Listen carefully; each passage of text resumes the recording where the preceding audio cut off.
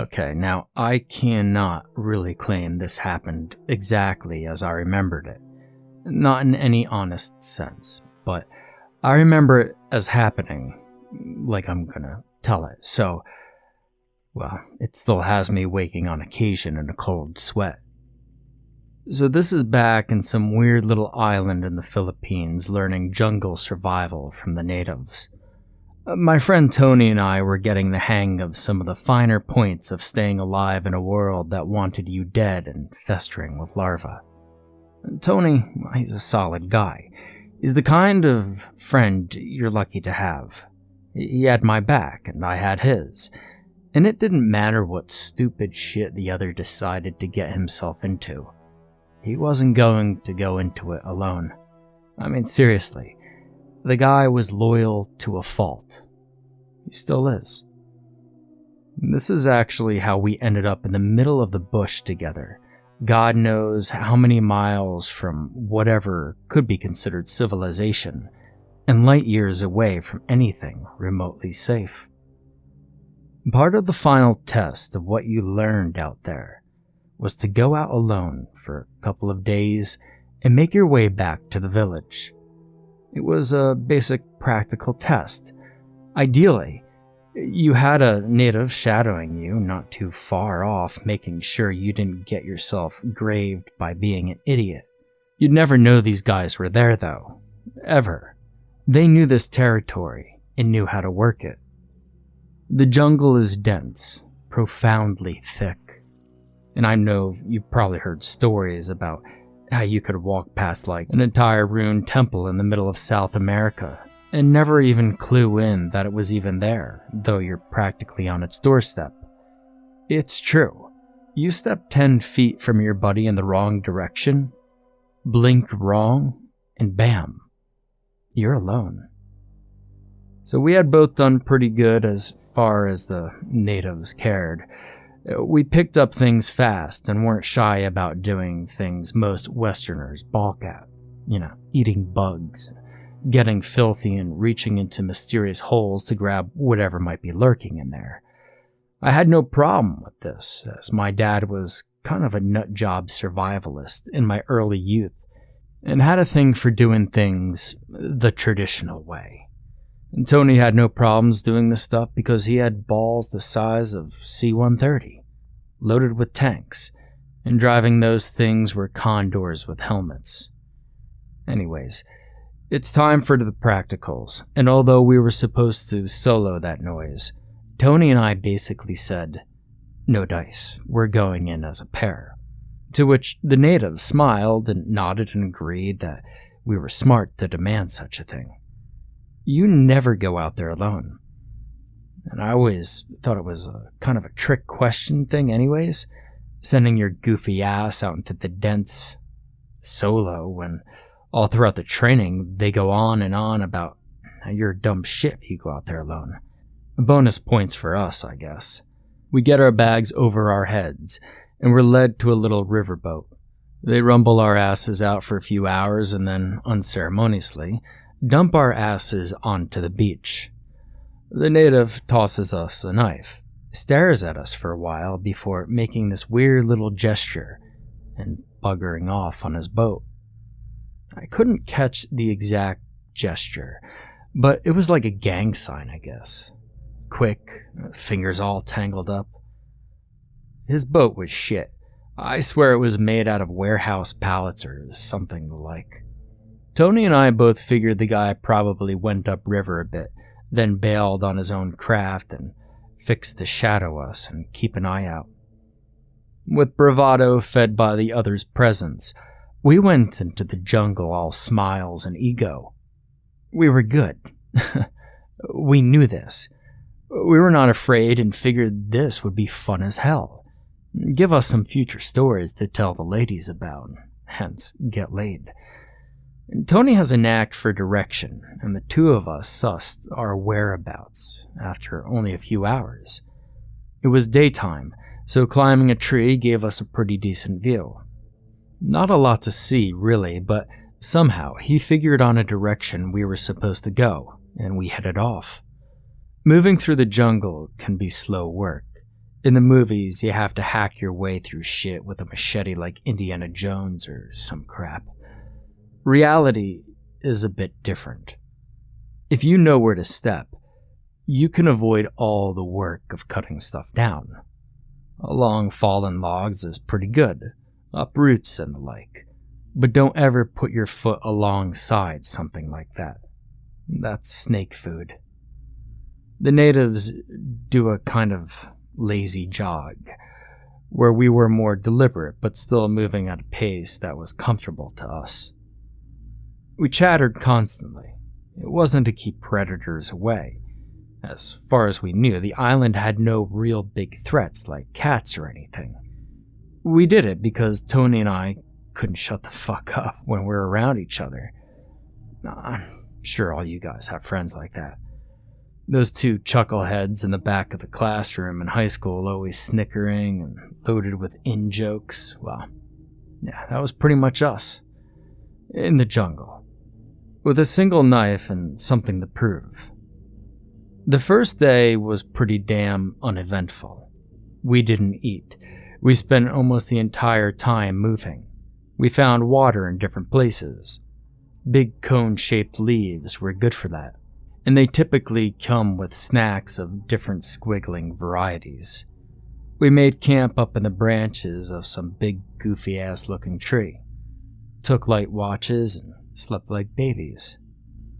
I woke up covered in bugs the size of my fingers, and Tony fell off his branch and got stuck in the crook of a tree when he woke up. Such a clumsy bastard. The second day started out like the first. Chattering, moving, high spirits. The jungle was getting smaller and bleaker as we went. I think we were close to an estuary or something because there was a briny smell. The soil went from firm, with a heavy layer of dead vegetation, to black-brown silt and loose. Tony and I tried making some fire. It took us a while, but we did the trick with thread from his shirt, a long bendy twig to make a bow with and whatnot. We got some smoldering going, but shit out there was so wet, it just made a lot of thick black smoke and it never really caught fire. I figured if we kept some tinder dry on top of our heads or something, and maybe found some good dead wood, we'd have something worth burning. As time went on, we got talking about old times, funny crap we had done, new ideas for pranks with which to torment our hapless buddies with, and the desire to come out of this not only successful, but as badass as possible. We didn't want to be the Swiss Family fucking Robinson. No, we wanted Rambo. I mean, seriously, how could anyone want anything but that? Imagine that crap. Coming out of the bush, all grim-faced and scarred, with like a dead deer over your shoulder and the skulls of your enemies tied around you in a belt made of human hair. Not that we had enemies local, but I'm sure we could make some, right? Well, that was pretty much us. It was around midday. Tony and I noticed this weird echo effect with the jungle. It was hard to notice because we never really shut up, but when we talked, there was this weird echo that was soft and sounded far away at first. Until he pointed it out, and we started listening more carefully. Every time we talked, there it was, that echo. It wasn't as far away as it initially sounded either, just deceptively soft. We figured it was maybe sound waves bouncing off the broadleaf plants in the area or something, and coming back at us all curved up. We weren't rocket scientists, but we weren't proper dumb either. Tony and I made a game out of it. We'd start chattering at each other, and then he'd hold up his hand, fingers splayed, and visually count down with them. We'd stop mid-sentence when we hit 0. And could hear the last few words said bounce around us in a weird jungle whisper. At dusk, we had been getting kind of tired of the game and blew it off. But before we went up to rest, Tony pulled it on me one last time. Normally, echoes just kind of stop or trail off, right? Well, this time, I don't know. It just kind of looped. And it looped wrong. The last thing I had been saying to Tony was something along the lines of, "I'm a goddamn sexual tyranno," and cut off. What we heard bouncing around us in that quiet, sibilant way was, "I'm a goddamned, God, I'm damned." Tony and I stopped talking and just kind of stared at each other for a bit. We weren't ruling out echoes yet, though overall our time out here doing this training, we'd never really heard it before, or mention of it. We're both creeped right the fuck out, and when one of us is creeped, the other one picks up on it, and the hackles go up. We found ourselves a solid tree, and that night, we did not pull light watches. We pulled proper. I'm figuring a little after midnight. Tony woke me up with his hand on my shoulder. Now, let me tell you something. It's dark at night in the jungle. It's goddamn dark, and it's noisy. The canopy overhead pretty much prevents any good starlight coming through, and the skies are most always fat with gray clouds. The bugs get set to screeching at night, and they don't quit for nothing. Underneath our tree, something was rooting around in the bushes. Even through the bugs, we could both hear it. Shuffling, a quiet snort, crunches, and more snuffling. Sounded like a pig to me, and I was set to bark at it and maybe spook it off when Tony's hand on my shoulder tenses. And then I could hear it. Muttering in between the snuffles. A snort, and some bushes rustling, and a few low scattered words. Bits and pieces of sentences. It took me a second, but fuck me if it didn't sound like Tony down there, pissed off and searching for something he'd lost in the bush. You know when a grumpy ass jumps a contact or something and gets to searching for it, muttering under his breath? Yeah, it was like that. Whatever was down there was fucking talking. It wasn't making any sense, though. The weirdest thing. So tits. Snort, snort. Yeah, the green. Shuffle. Named after fucker. Russell. Then a laugh, and I froze when I heard that. It started with my laugh, which is this goofy Mark Hamill as the Joker thing, and ended with Tony's troublemaker's drawl. See, we had been bullshitting for the past, day and a half, and spent a good time laughing our asses off at each other. Whatever that thing was down there, it was like it was trying our voices on for size. We'd both seen Predator. We'd been quoting that shit for days out here. I can't even begin to count how many times I'd just stop while one of the instructors was explaining something, stare off into the horizon and mutter, "There's something out there, up in those trees," which never failed to make Tony laugh. Military types watch a lot of goddamned movies, and your typical boots-on-the-ground motherfucker can quote like a champ. No lie, we can even do crazy shit like quote a movie line for line with a different cast from yet another movie. You haven't lived till you've seen a bunch of petty officers do a scene from Aliens with Thorogood from Half-Baked as the Sarge. We caught the similarities to our situation pretty goddamn fast. It was eerie listening to this thing natter about imbecility down there. It had no comprehension of the noises it was making, but it was making them. Tony slid me the knife and secured himself in a spot, and I kept watch until dawn. The thing trundled off a half hour or so before daybreak. I'm no Apache, but I know knives well enough to be comforted by holding one. But even that didn't break the, oh fuck, what have we gotten ourselves into, gloom that caught us. The next day was a grim thing. We weren't chattering, we weren't joking around anymore. Nerves were on edge and both of us had looked like someone had gutted our favorite dog. Tony did, at least. I'm a goofy looking guy, so I probably still look like a run-of-the-mill dork. Believe me, the urge to quote Predator was pretty goddamn strong, but we just couldn't get past the feeling that we needed to be quiet and careful.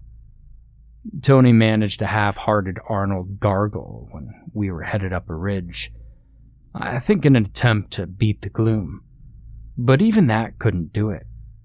He does a pretty good Arnold gargle, too.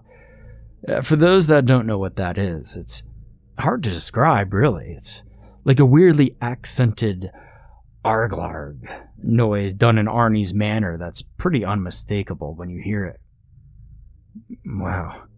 Actually, writing that down makes it seem so dumb as hell, but it's still funny as hell, I think.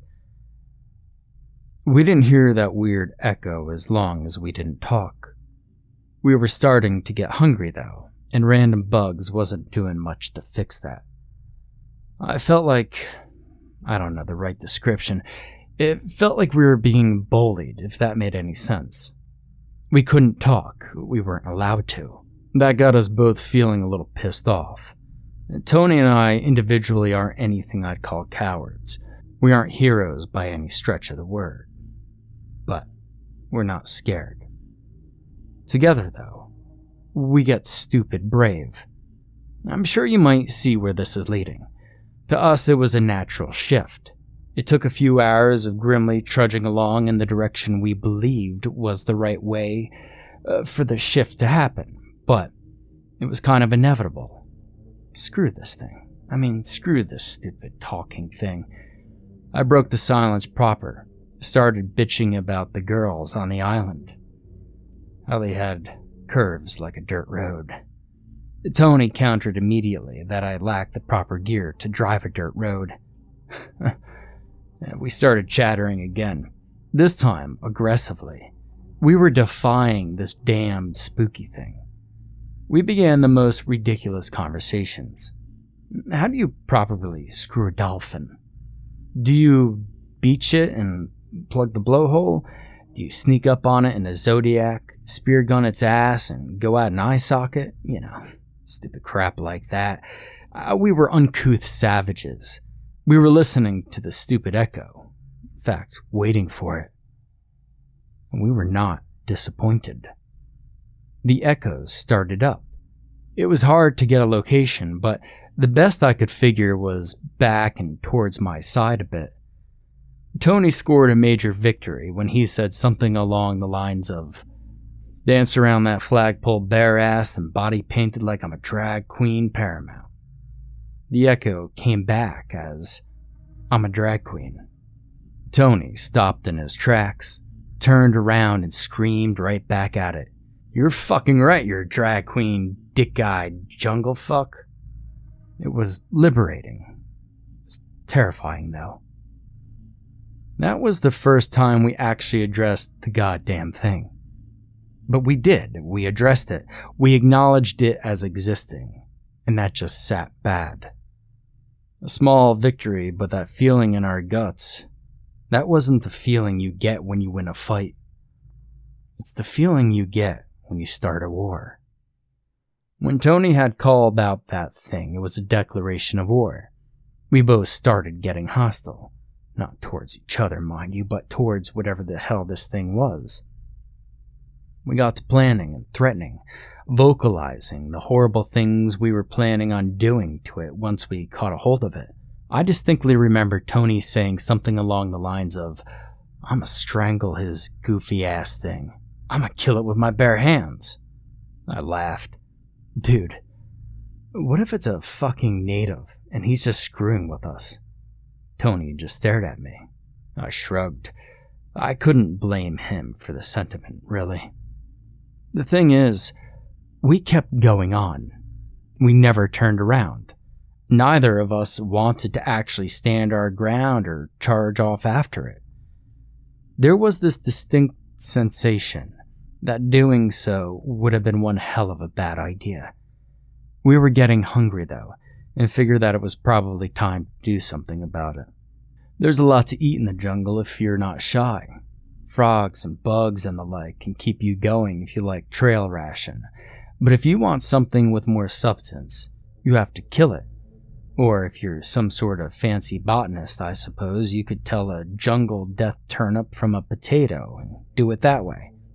Well, we were not botanists, and I only knew which plants would get me high, unconscious, or stop bleeding. Tony climbed up a tree and managed to brain some sort of monkey critter with a rock. This guy could be quiet as hell, and the monkey critters out here were curious and stupid. The specific trap we used to catch the monkey off guard was me laying down in space between some trees and doing my best Curly impression from the Three Stooges. You know the thing where you lay on your side and you start running your kind of churn circles while doing whoop whoop whoop? Well, that's what I was doing. Which got a few monkeys coming down and looking at us like, dude, what the fuck are you doing? And then Tony hit one with a rock. We were some crafty bitches. I managed to start an acceptable fire. Previously, I had taken our tinder and folded it up in a dry leaf and worn it on my head like an idiot. The campfire was tiny, but it did the trick. I cleaned the monkey critter as best I could and we cooked it old school on some sticks. The sticks caught fire frequently, and a lot of the meat burned to inedible carbon, but my God was it good. We cooked the hell out of that monkey. I'm sure it was loaded with parasites, but burning the hell out of it had to help, and I figured we could get purged when we got back to our unit. Or hell, just the village if I could boil some water and drop some tabs. The other monkey critters watched us eat. They were quiet, just staring. Probably should have felt bad about that in hindsight, but neither of us was feeling charitable or friendly, really. Something about having meat in our bellies and an actual fire, albeit a small one, made us feel a lot more ready for this weird shit. And we got to planning on how we were going to handle it. Idea 1 was to carry on as we were going and maybe just pick up the pace. It was the safest idea by far. Tony figured we had another day until we got to either a shitty road we could navigate off of or a larger river we could follow. Idea 2 was to cover ourselves in mud, arm ourselves with bows made from roots and shit, and ambush the thing. And I shit you not, we figured, why the hell not? Idea 3 was to split apart at night, have each person in a different tree, and stay up until whenever that thing came snooting around. Whoever was in the tree that decided to investigate would signal the other, who would come down and murder the hell out of it from the rear. I liked idea 3 and voted for it. Tony voted for 2, and the monkey skull sided with me, making it a unanimous vote for idea 3, because Tony was Italian, and Italians don't get to vote. There was some threatening of each other's lives, but in the end, we pretty much settled on our 2-tree ambush idea. We didn't move from that spot that day. We sharpened some sticks. Thick, short ones make good spikes. Tony let me keep the knife since I was a bit swifter with it than he was, and he carried the spikes. The guy is strong, much stronger than me, and I figured he could put those things to much better use than I if he could get a good lineup. I figured it would go like this. It would start bothering one or the other of us, who would throw a twig at its buddy. Buddy would come down and engage whatever it was, at which point the initial target would drop down and help secure the kill. We went over it a couple of different times, figured out some possible oh shit secondary plans, but really, well, there wasn't much to it. This thing had been creeping us out for a while, and we wanted it dead. We felt kind of elated by the thought of killing it. Turn the tables on its ass and come out like a badass. We got ourselves motivated, and I did something which is, I guess, kind of embarrassing, but whatever. I put on war paint. I guess that's dorky as hell. I took some of the black silt soil we had been around, mixed it with monkey juice, and smeared 3 dark lines across my face. Tony thought I looked kind of like a badass, and so he did the same. We used to do this during training with paintball games. Hell, once during a hide-and-go-seek game with some girls at Camp Lester. And yes, we played hide-and-go-seek, with the legitimate intent of getting laid by said girls. And yes, we smeared our face paint with the aforementioned girls. We did a few full handprints on his face. It looked very Conan meets Geronimo meets Guido. The paint tightened up into a pretty solid noticeable lines when the fluids coagulated, which took all of 15 minutes or so. Our sight was decent too. An opening in the canopy over where we had set our campfire promised that if there was any light to be had that night, we'd be able to make some use of it. We picked out our trees, climbed up there, and took a few practice throws with twigs we had nearby. I hit him in the eye. He kept aiming at my balls. Spirits were high, sort of. If was a false high. Bravado, I think. Night came, and with it, bug song. High chirps and cackling buzzes all over the place. I near pissed myself when what I had assumed to be a knot of wood next to my thigh twitched and started this staccato screech that ricocheted off the trees. It was a big-ass beetle thing. We lucked out in that cloud cover. It was lighter than it typically is, and we had a good moon. Not by any stretch, but more than we had any previous night. We waited. It felt like forever. Just sitting up in a tree, trying to keep your heartbeat regular. Knowing the second we heard whatever it was we heard, we'd get that adrenaline kick to the nuts, and that would make our whole body start shaking. I'm not sure how long we waited up there before it came. At first, I missed it entirely. I was so intent on listening for it. I missed it. When I finally zeroed in on the snuffling, rummaging, muttering beneath me, I realized I had been hearing it for some time now. It was under me. Me. I pulled my knife up and crouched on my branch, my free hand making sure for the love of God I had a strong hold on a nearby branch. I took a few minutes to steady myself and really listen.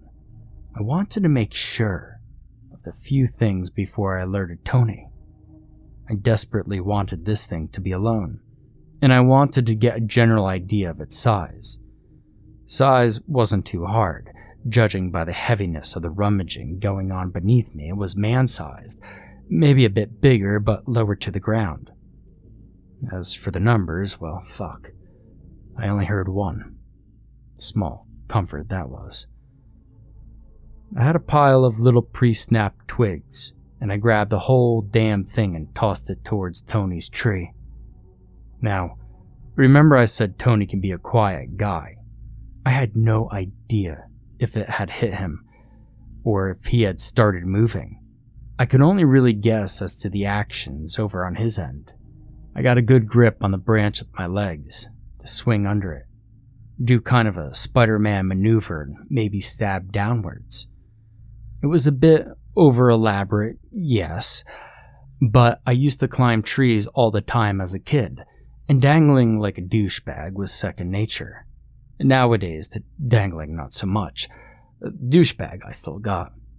Anyways, I'm dangling. I let go with my hands and get ready to knife this fucking thing in the head when I see it. A huge moment of confusion washed over me when it happened. I damn near went loose and fell off my branch. Tony is looking straight up at me. He's got to be like 4 feet off the ground, just looking at me with this blank look on his face. Now, mind you, it's pretty dark, but I could see face and swear it looked like him. At first. Then I focused on it a little bit more and noticed it has no face paint. It's not Tony. Shit. It didn't even look like Tony's face anymore. It's just a face, but it's a goddamned human face looking up at me, blinking. My blood runs cold, and I could feel my body come to a screeching halt. Tony, get the fuck back in your tree, I say. Up in your tree, it says back, sounding pleased with its goddamn self. I could hear Tony, the real Tony, over there in its tree rustle as he gets right the hell back up in its branches. What the hell is going on? What the hell? What the hell is that? He's got this angry nervousness in his voice. I've heard him like this only a few times before, usually before we got our collective asses kicked by some angry merchant marines. The thing is still staring at me, and I'm making more out of its body. It's a pig. I mean, its body. It's got the broad rectangular barrel of a body. It's quadrupled, though. I can't make out the distinct feet. It's got a human, or at least humanish, face.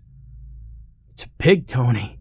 It's just a goddamn pig, I say, and the thing is mimicking me, just the same as always. I can hear an exasperated sigh over in the other tree, and I continue. It's got a people face, though. Hey, stay the fuck up in that tree, Doc. It's a business word, and it isn't lightly used. Marines call us Doc, but usually only after we've proven ourselves, I guess you could say. I was elaborating my point as hard as I could, as calmly as I could, without shitting myself. Now, I was still upside down. If I had shit myself, well, think about how unpleasant it would be to fill your pants and then have it run up your damn back into your hair. Ugh. So Man-Face is looking up at me, and Tony goes silent over there. We stare at each other for a long while before I manage to find purchase and swivel back upright. I'm not looking down anymore. Let that thing root around. I didn't sleep that night. It left before morning, like it always did, and Tony and I went to ground and moved out as fast as possible. We talked very little. Only that I had seen was an unquantifiable thing. I could not predict any action's outcome on something I knew absolutely nothing about. I mean, shit, if it had been like a tiger or something ridiculous like that, I could have figured something out. Even something stupid, but not this thing. If it had been the native, well, Tony and I would have likely kicked the hell out of him, but I would have chilled Tony out before he killed him, no problem. It wasn't anything I knew, though. It was wrong and bizarre and very disturbing. We immediately initiated Idea 1. We didn't hunt any more monkeys. We didn't fish.